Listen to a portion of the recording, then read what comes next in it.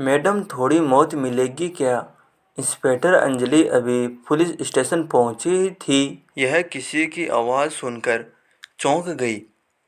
पास जाकर देखा तो एक दुबली पतली लड़की दीवार के पीछे छुप कर बैठी हुई थी।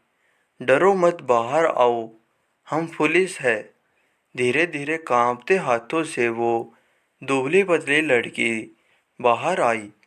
उसकी आंखों में दर्द और चेहरे पर थकान के गहरे निशान थे। क्या हुआ बेटा, तुमने फ़ोन किया था? इंस्पेक्टर अंजलि ने नरम स्वर में पूछा। लड़के ने धीरे से सिर हिलाया। मेरा नाम पायल है और मुझे आपकी मदद चाहिए। अंजलि ने उसकी आंखों में देखा। उसकी आंखों में सिर दर्द नहीं बल्कि उम्मीद भी थी। पायल, घबराओ मत, हमें बताओ क्या हुआ। पायल की आंखों में आंसू थे पर वह बोलने ही की हिम्मत जुटा रही थी। मैडम सर, मैं पढ़ना चाहती थी पर मेरे माता पिता चाहते थे कि मैं शादी कर लूं। उन्होंने मेरी शादी तय कर दी। मैं सिर्फ 17 साल की हूँ। अंजलि का दिल पसीज गया। यह पुलिस केस से ज़्यादा समाज की एक सच्चाई थी। तो तुम घर से भाग आई? पायल ने सिर झुका लिया जैसे खुद को दोषी मान रही हो। हाँ, लेकिन मैं गलत नहीं हूँ ना मैडम साहब। अंजलि ने प्यार से उसका हाथ थामा। बिल्कुल नहीं पायल, पढ़ाई हर लड़के का हक है। तुमने अपने हक के लिए आवाज़ उठाई है, यह गलत नहीं है। पायल की आंखों में एक नई रोशनी जगी। पहली बार किसी ने उसे समझा था। लेकिन अब मैं कहाँ जाऊंगी? अंजलि ने उसे आश्रम दिया। हम तुम्हारी मदद करेंगे। पायल की आंखों में दर्द था। पर मेरे माता पिता जबरदस्ती मुझे ले जाएंगे जब तक तुम तैयार नहीं होगी। कोई तुम्हें मजबूर नहीं कर सकता, यह बात कानून भी कहता है। पायल को पहली बार भरोसा हुआ कि वह अकेली नहीं है। अंजलि ने कांस्टेबल रोहित को इशारा किया। चाइल्ड वेलफेयर ऑफ ही से संपर्क करो। हमें कानूनी तौर पर सही कदम उठाना होगा। रोहित ने तुरंत कॉल किया। पायल, तुम्हारी पढ़ाई जारी रहेगी, मैं वादा करती हूँ। पायल की आंखों में आंसू आ गए। मैडम सर, क्या कह हर लड़के को ऐसा अधिकार मिलता है? अंजलि ने गंभीर स्वर में कहा। मिलना चाहिए, लेकिन बहुतों को नहीं मिलता। इसी बदलाव के लिए हम काम कर रहे हैं। पायल के होठों पर हल्की सी मुस्कान आई। अगर मेरे माता पिता ज़बरदस्ती मुझे ले जाना चाहे तो हम उन्हें समझाएंगे, और अगर फिर भी वे नहीं माने तो कानून तुम्हारे साथ है। पायल की आंखों में विश्वास लौटा।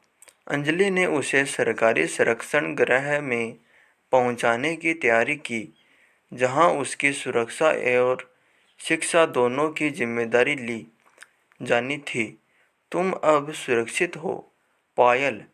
पायल की आंखों में आभार था। पहली बार उसे लगा था कि उसकी आवाज़ सुनी गई है। अंजलि ने पायल के माता-पिता को बुलाया। आपकी बेटी की इच्छा सिर्फ पढ़ाई करना है। क्या पढ़ाई करना अपराध है? पायल के माता-पिता चुप थे। फिर कुछ देर बाद बोले, हमने सोचा कि शादी के बाद उसका जीवन सुरक्षित रहेगा। क्या शिक्षा से बड़ा कोई सुरक्षा कवच हो सकता है? अंजलि ने गंभीरता से पूछा। माँ की आंखों में आंसू थे। पर समाज क्या कहेगा? समाज तो तब भी बोलेगा जब पायल आगे बढ़ेगी। लेकिन अगर वह बिना पढ़े मजबूर जीवन जिएगी तब भी क्या? आपको संतोष होगा। पिता ने कोई जवाब नहीं दिया, वे सोच में पड़ गए थे। अंजलि ने आगे कहा, बेटियां किसी पर बोझ नहीं होती, शिक्षा ही उन्हें आत्मनिर्भर बनाती है। अगर आप चाहते हैं कि पायल खुश रहे तो उसे पढ़ने दीजिए। माँ ने पायल की ओर देखा, उसकी आंखों में उम्मीद थी। ठीक है मैडम, पिता ने कहा। पायल अब सुरक्षित थी, लेकिन उसकी लड़ाई अभी भी पूरी नहीं हुई थी। अंजलि ने सोचा, अगर सिर्फ पायल की मदद की तो ऐसी और लड़कियों का क्या होगा।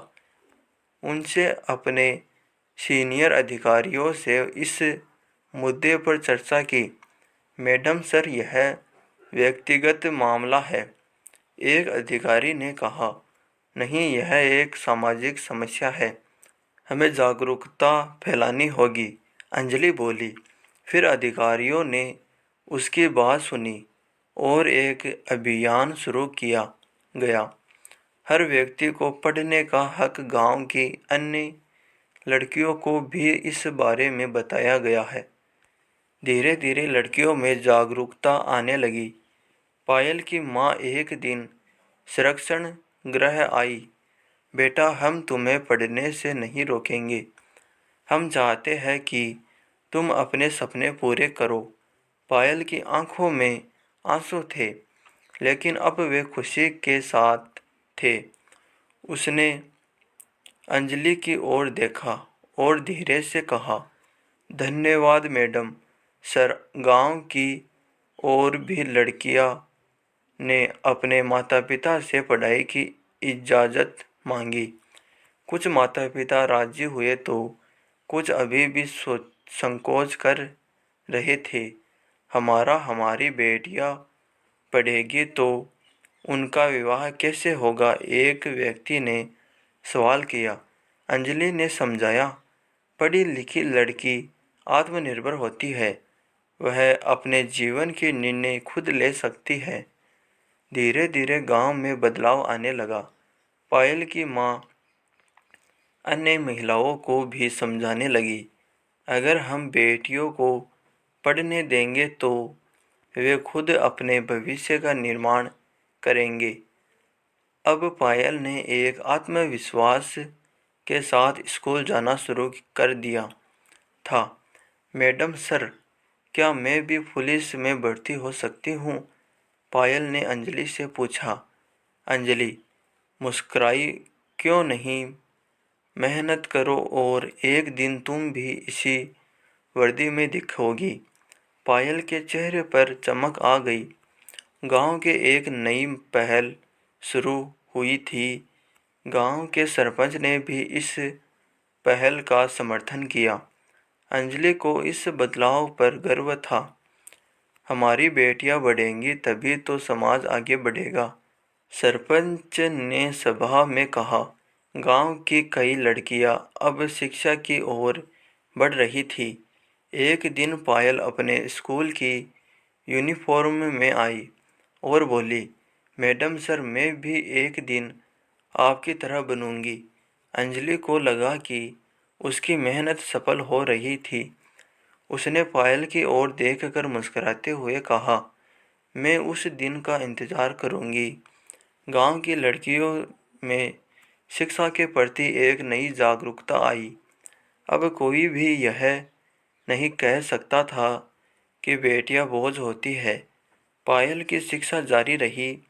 अब वह सिर्फ पढ़ाई नहीं कर रही थी, बल्कि अपने जैसे दूसरी लड़कियों को भी प्रेरित कर रही थी।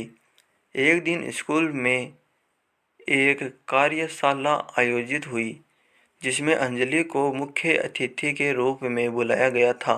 जब अंजलि मंच पर पहुंची तो पायल ने माइक थामते हुए कहा, आज मैं जो कुछ भी हूँ सिर्फ अपनी मेहनत और मैडम सर की वजह से हूँ। अंजलि के होठों पर हल्की सी मुस्कान आई। पायल आगे कहा, पहले मुझे लगता था कि मैं कमज़ोर हूँ, लेकिन मैडम सर ने मुझे सिखाया कि असली ताकत शिक्षा में है। पूरे हॉल में तालियां गूंज थी। अंजलि ने भाषण में कहा, हर लड़की को उसका हक मिलना चाहिए।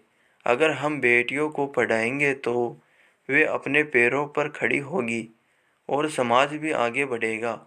उस दिन गांव के कई माता पिता ने अपनी बेटियों को स्कूल भेजने का फैसला किया। अब पायल अकेली नहीं थी, उसके साथ उम्मीद की कई और किरणें थी। कुछ साल बाद पायल ने स्कूल की पढ़ाई पूरी कर ली थी। उसने पुलिस भर्ती की परीक्षा भी पास कर ली थी और ट्रेनिंग के लिए चुनी गई थी। अंजलि के लिए यह गर्व का क्षण था। मैडम सर, आपके दिखाए रास्ते पर चलकर मैं आज यहाँ तक पहुँची हूँ। अंजलि ने उसे गले लगाते हुए कहा, मैंने सिर्फ तुम्हें रास्ता दिखाया, चलना तुम्हें था और तुमने साबित कर दिया कि मेहनत का कोई विकल्प नहीं होता। पायल की इस सफलता ने पूरे गांव को प्रेरित किया। अब वहां की लड़कियां शिक्षा को लेकर पहले से ज़्यादा जागरूक थी। गांव की गलियों में अब लड़कियां सिर्फ खेलती नहीं थी, बल्कि किताबें लेकर स्कूल भी जाती थी। एक दिन जब पायल ने पुलिस वर्दी पहनी और अपने गांव वापस आई तो सबने तालियां से उसका स्वागत किया। उसने अंजलि को सैल्यूट किया और कहा, अब मैं भी मैडम सर बन गई हूँ। अंजलि की आंखों में गर्व के आंसू थे। सच ही कहा जाता है कि शिक्षा ही असली ताकत है। पायल अब सब इंस्पेक्टर पायल बन चुकी थी।